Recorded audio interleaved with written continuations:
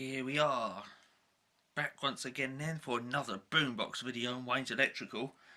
Yes, 1920 by 1080p of course in stereo sound on the camera. And what we're going to be looking at today then is a little wee boombox. And well, there's not much box and there's not much boom, is there? Okay, it's a little wee cassette player radio.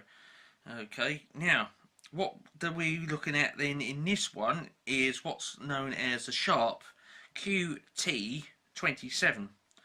Okay, so there it is. What else can I say about it? Well, I've got a few of these, okay, not just the one.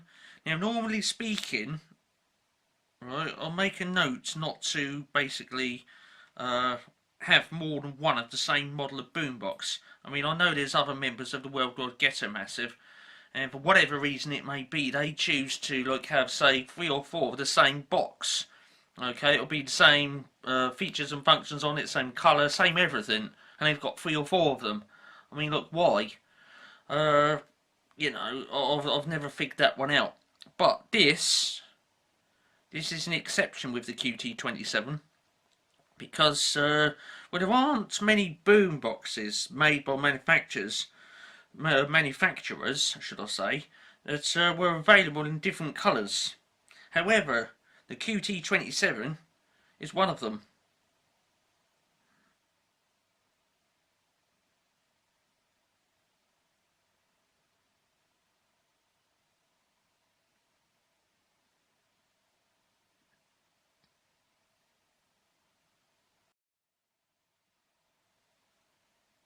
So there it is then. As you can see, I'm just moving the camera a bit. Sharp QT27 available in a range of colours. I showed 4 of 6. Okay, now sometime now, for whatever reason it may be, I don't know, but they still elude me. I've been looking for the yellow one and the silver one. They seem to be really difficult to get hold of, and although I wouldn't say in the last, what, I don't know, X number of years I've been actively looking, that's probably on the basis that I've given up looking, but they are available, the QT27, in 6 colours. Okay, you've seen 4 of them, that being red, black, blue, white, and the other 2 being yellow and silver. I can't find the yellow and silver ones, okay, so they must be the ultra rare ones or something like that. I had a bit of difficulty getting a white one, and well, I'll show you something about the white one. It's a little unfortunate it's happened. You can see it in there. It's pretty obvious that someone's been in there and had a little monkey around, because how from the outside you push a speaker in like that, poor little thing. Yes, it's obvious that someone's been in there before now, had that speaker out of there, and they've either pushed it in with a finger or something's been dropped on it and they haven't sorted it out, shoved the speaker back in there, and there we are. How disappointing. Now, of the 4 QT27s that I've got, 2 of them were obtained from the Worldwide Ghetto Massive from other members, namely the black one and the blue one. Okay, the red one and the white one, I got those privately off of you know, other people, you know, on you know, auctioning websites, shall we say. And yeah, it's through that I managed to get the white one and the red one. Like I say, the white one was a bit difficult to get hold of.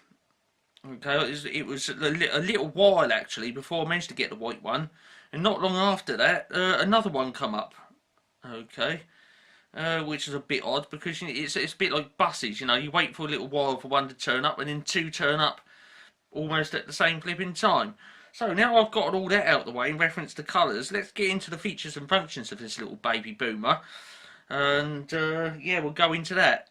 As you can imagine, being only a little wee box, it's rather basic.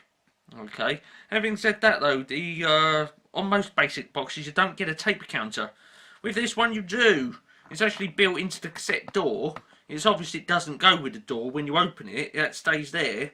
There's just a little hole in the door for the reset button to pop out. And if I eject that, there you go. You can see the hole there, and there's the tape counter behind.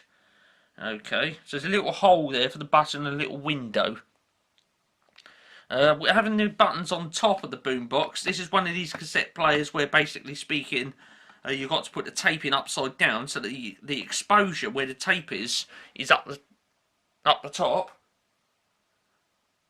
And yes, so I'll push the button. You can actually see all the, there you go, it's all the tape mechanism in there. Okay, so you've got to put the tape in with the exposure up the top, so when you push the button, all that mechanism in there goes down into the tape. Okay, and of course, it's a mechanical one.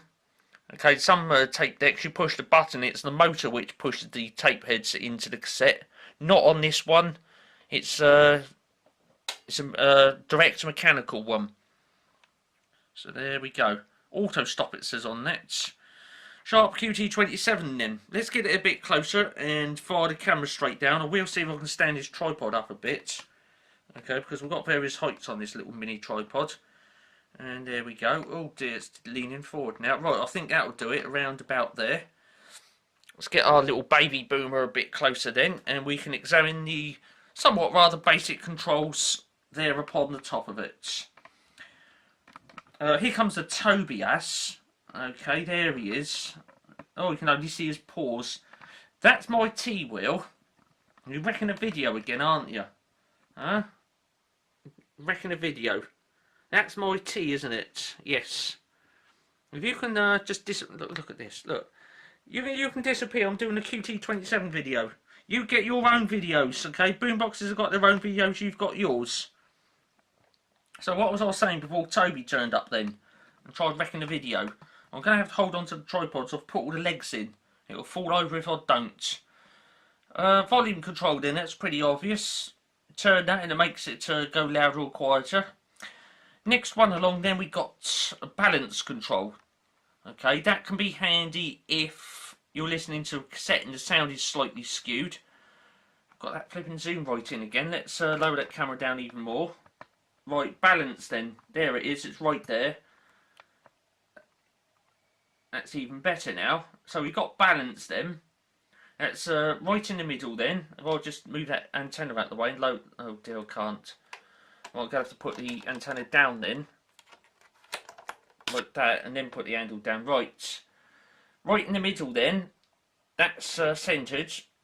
And obviously speaking, you swing it over to the left or the right accordingly. So, you know, it's like that if it, you know, if it's off balance like that. But if it's okay, then you leave it right in the middle. On the mode, we got three options on this. We got FM mono, stereo, and stereo wide. Okay. Now with stereo wide, it somehow makes the sound a bit sort of, well, wider. On here then, got radio and tape, rather basic. Okay, I'm going to go into why it's rather basic in a minute. But as you can see, it says tape down the bottom, radio at the top, and over the other side of that, you've got on and standby. Okay, so when it's like that, and you're playing the tape, when the tape reaches the end, the cassette deck switches off, and then the whole boombox powers down. Usual keys for standard L basic cassette deck. You've got pause, stop and eject, fast forward, rewind, play, and then your record button. Okay, rather basic there. Tone control. You've got low and high. Low is your bass, high is your treble, somewhere in between, which is around about there. You get a bit of both, so you can slice it and dice it whichever way takes your fancy. Now the interesting thing, even only being a small little baby box, you got 4 bands on it. Okay, you got FM down the bottom, long wave there, medium wave, which is the same as AM, and then right up the top you got short wave. Okay, now interestingly, although that is short wave, you don't have a fine tuning for the short wave. Okay, so it's a rather basic short wave tuner. Round the side then we got the old dial there. You turn that, and like a lot of my other boom boxes, you tune this in with a piece of string. Okay, it's basically a pulley on that, and that pulley moves that little marker in there backwards and forwards, so you know where you are on the scale. And then the other end of that piece of string disappears down the back, interacts with something electronical, and it's that which does the tuning. Little internal built-in microphone just there. Okay, we've got two lights on the front. When you turn it on, that one lights up, and when you lock into an FM stereo broadcast, that one lights up. Okay, so where are we on this so far? We're not in too far, so the reason why I just checked is because I allocate 30 minutes for a boombox video. So there we are. I'm going to turn this around and... where is it? It's on that side. Got your headphone socket there. 3.5mm little stereo jack, so if you wanted to plug your headphones in there from your pod thing, you can do so. Socket there, that's for your mains, power goes in there. Now there's a plate on there, a little crosshead screw. Let me just lower this tripod down a bit. Okay, right, I can set it down now because I've got the feet spread out. Now the way this one works, it's that plate on there, so it's like a voltage selector. It's a bit L manual. Okay. There it is. It's a bit L manual. And the way this one works, as you can see up the top, it says 220 to 240 volts up the top. Now that socket has got 3 pins in it, but you only use 2 of them. You can see that one, and you can just about see the common neutral one. And the idea is, if you wanted to take the say for the USA, you'd loosen that screw off, and in this plate here, you slide that up. Okay, I'll just zoom out a bit. There you go, see this plate? Okay, you loosen that screw off and you slide that up, and that bottom pin down there blocks that. But at the same time as blocking that, it also exposes another pin up the top here. Okay, and when you connect the 2-pin plug in, the 2-pin plug connects between that upper pin and that one right up the top, which is currently blocked. And that allows it to run on like 110 or 127 volts for the USA. Okay, and then when you come back to the UK, you obviously drop that plate back down. It blocks that pin, exposes that one down the bottom there, which I'm pointing towards, and then it's compatible once again with 240 volts. But here's the thing, it's rather manual. Okay, if you've got that set on like the 110 or 120 volt setting, and you come back to the UK and just put your plug straight in there and turn it on, it's not going to last too long. Something's going to go off with a bit of a pop. And yes, it doesn't automatically choose it for you. You don't get like a warning bleep saying I'm receiving too much voltage. No, you put the plug in there, turn it on, pop. End of boombox. Okay, so you've always got to check this.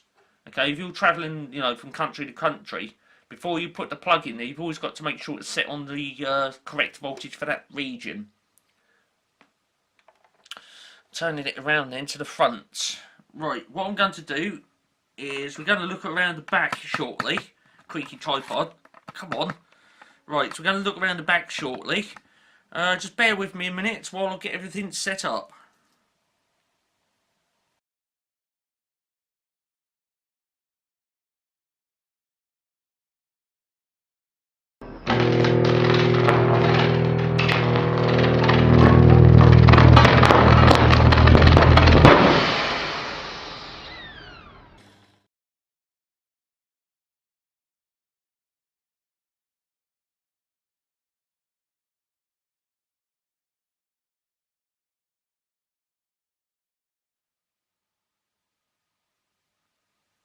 Okay, thanks for coming back after the break then.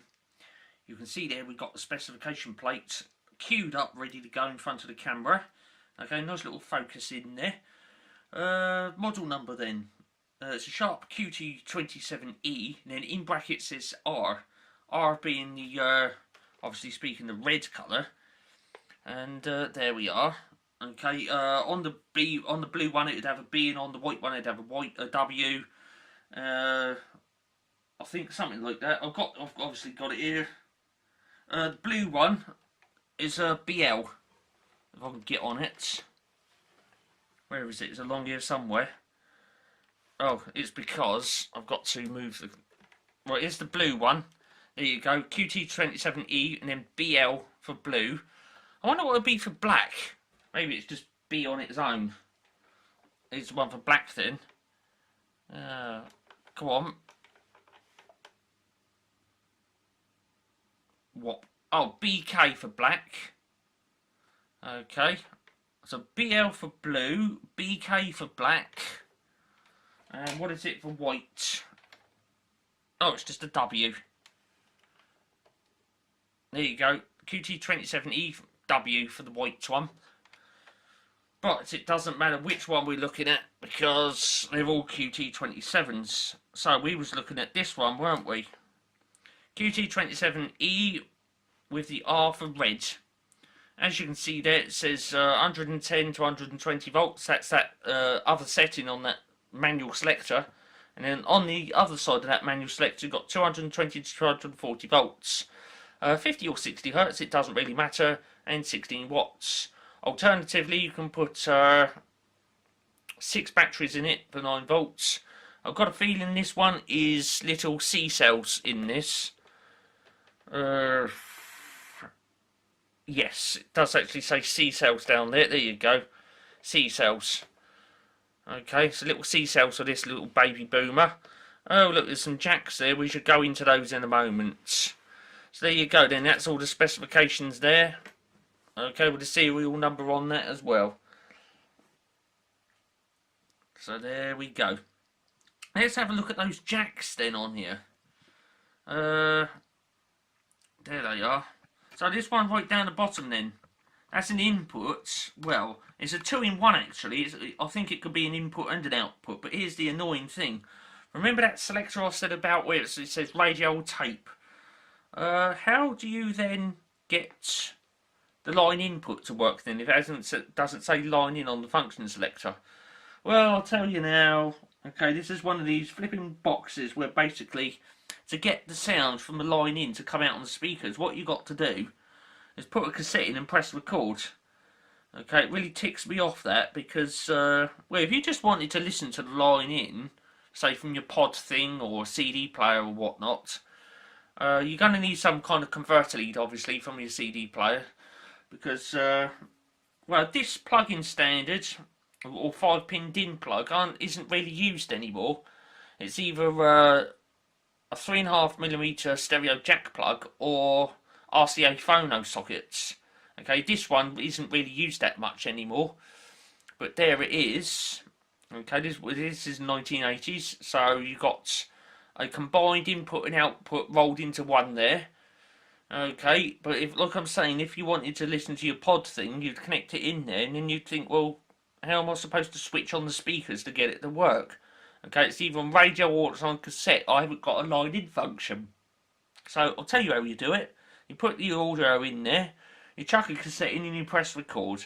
Okay, as soon as you press record, the internals of the boombox power up, the amplifier powers up, and then you just act on the volume control, and whatever you're stuffing in there, it comes out on the speakers. But the catch is, you've got to have the cassette player recording, okay, which is a bit of a peeve off. And you know, that does sort of, I think it detracts from the box really, because if you've got a line input, you should at least have that option on the function selector. Some boomboxes have, this one doesn't. Moving up a bit then, creaky tripod, do excuse that. What have we got there? If this flipping focus will go.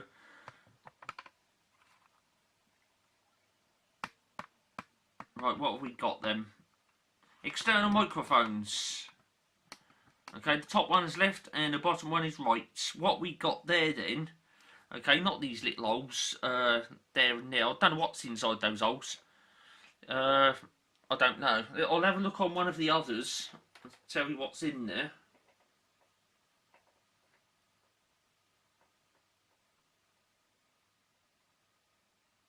Well, I can't see anything in the holes. Let's have a look on one of the others. That one might have dust in it or something. No, there's nothing down the holes. I don't know what them little holes are for then. Just there. But you plug your, see these metallic ones? You plug your microphones in there. Those are 3.5mm mono jacks. Okay. So there you are. Rather basic box, this one. We're not done. There's a little switch down there. What could that be? Let's zoom in on it. I've got a feeling it might be that beat cancel thing, or beat cut, or whatever you want to call it. Yes, this one calls it beat cancel. Other manufacturers call it beat cut, beat proof, riff, whatever. On this one you've got three options, A, B or C, choose one. What that basically is for, so I have heard, is if you're tuning into it, I think it's either AM or FM, I can't remember which one, and you get this, other people have referred to it as a beating sound. It's some kind of audio interference. And if you get this beating sound, what you're supposed to be able to do is select that switch on one of the options, and it either reduces it, or it cancels out that beating sound altogether. Okay, that's what that switch is for. You choose an option if you get that beating sound, and it's supposed to reduce it or cancel it out altogether. So there we are. I'm done with this one then. I think we've covered it all on the back. It's a rather basic boomer, isn't it? Well, not boomer. It's just a little baby portable radio, isn't it? Tape measure time, I think. Now, I'm not going to measure all of them. It's pretty obvious that they're all the same. The only way that they differ is the colour. So we're not going to measure each and every one of them. We're not going to put them all next to each other and say, well, if you got 6 of them, you're going to need this much space in order to build a shelf to display them all. That's interesting, but no, we're not going to do that. Overall width then. Well, we got the tuner around this side. So you want to be able to reach around there and have a little play around with that. Around the other side we got the where you put the main power plug in your headphone socket. So you want a bit of space there. So you wouldn't want to put that where there's a wall there and a wall there. So you need to allow a bit of space either side. So what I'm going to do for this side, because we've got the mains plug on there, I'm going to allow about 2 inch on there, like that. Probably 2 inches pushing it a bit, so I'm going to give it 3 then. 3 inch for that side, and to get you around there, you're going to need about a hand, you know, the size of a hand to get around there to turn that tuner. So I would say, yeah, overall then 21 inch wide. Okay, if you allow a bit of space, so it'd be, if you allowed a bit of space, it'd be 21 inches or 535 wide, but the actual width of the boomer is just over 16 inch or 410 millimeters. For the heights then, because there are controls on the top and you want to be able to get to those, I'm only going to do one height measurement with the handle up. With some other boomboxes, I'll do height with the handle up and down, but because you want to get in there with the controls, I'm going to do the height with the handle up. So the height for this one then, which isn't going to be much, call it 7.5 inches, or that would be 190 millimeters. Not too much at all. Turning it around then, we've got those jacks on the back, so you've got to allow a bit of space, especially for that combined input and output. They are quite bulky plugs. They're about that flipping long. Okay, when you get them in there, and it's got a nice big fat cable coming out because it'll have 5 cores in it. Okay, so I'm going to allow about that much space at the back of the box for that, and also a bit of ventilation. With some boxes, when you put the handle down, as you can see with this one, that handle sticks out a bit further. So, you know, even if you were to press this right up against the wall, you've got a bit of ventilation space there, but there's always the option that you can put the handle up like that and put the wall right there, and which is no good.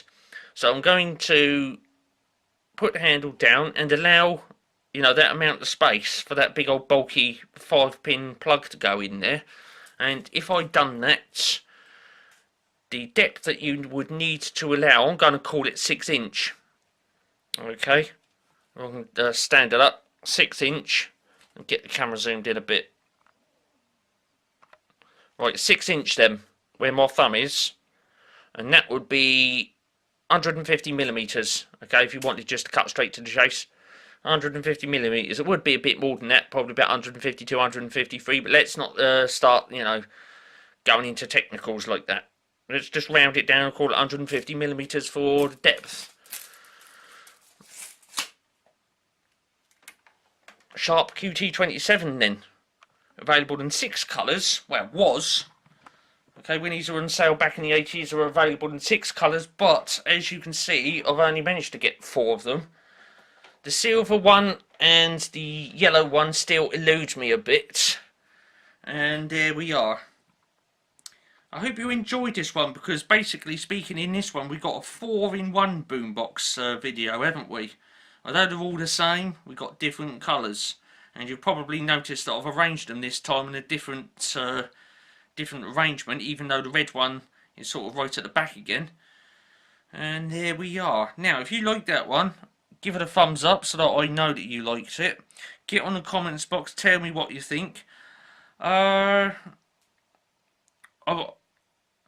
don't know if I would like another, you know, if someone got in the comments box and said to me, oh, I've got a silver one, it would be nice to have one, but, you know, I'm not sort of overly eager to get one. And again, if you have got one and you're thinking about selling it to me, don't come on the comments box and say I want 300 quid for it or something stupid like that, because you're just going to get ignored. Okay, if you've got one for sale, either a yellow one or a silver one, and it's in decent condition, and it can go in my collection, you're asking a reasonable price for it, which I would say reasonable price about 20 quid. Yeah, fine, you know, but if you're going to start going silly with the price, or it's all beaten up or whatnot, then that's no good. So, yeah, although I would like to have a silver one, and a yellow one, I'm not in any hurry or eager rush to get one. Okay, so... yeah, I'm going to wrap this one up then, because I'm going to allocate 30 minutes per boombox video, and even though that's only a little, you know, little wee boombox, little wee basic one, we're almost up on that 30 minutes. Okay, so, have yourself a good look at that lot, and, well, if ever I do get a silver one or a yellow one, I will be sure to, get it up in front of the camera. Okay. What else can I say before I go? Yeah, press subscribe if you want to, so that you don't miss out on any future videos. Thumb up, because I really appreciate that, so I know that you like the video. Jump on the comments box if you want to. Stay tuned for more vids. That's the only thing I can say right there. Okay, because this is in full high definition, 1920 by 1080p with stereo sound, of course. And yeah, as and when I'll do more vids, whether it be boomboxes, feline, who wrecked a video earlier, electric meters, rate changes, time switches, plugs, fun stuff, whatever. Okay, if you've subscribed, whenever I release a new video, you get a notification in your inbox. I'm out of here. Okay, I've got to go. My cup of tea's getting cold. Look at this. I can't have this happening. I've got to go. Like I say, as and when I can, I should get another boombox up in front of the camera in another month, and we'll go from there. Okay, so just wrapping it up then. This has been another Wayne's Electrical production. Thanks for watching.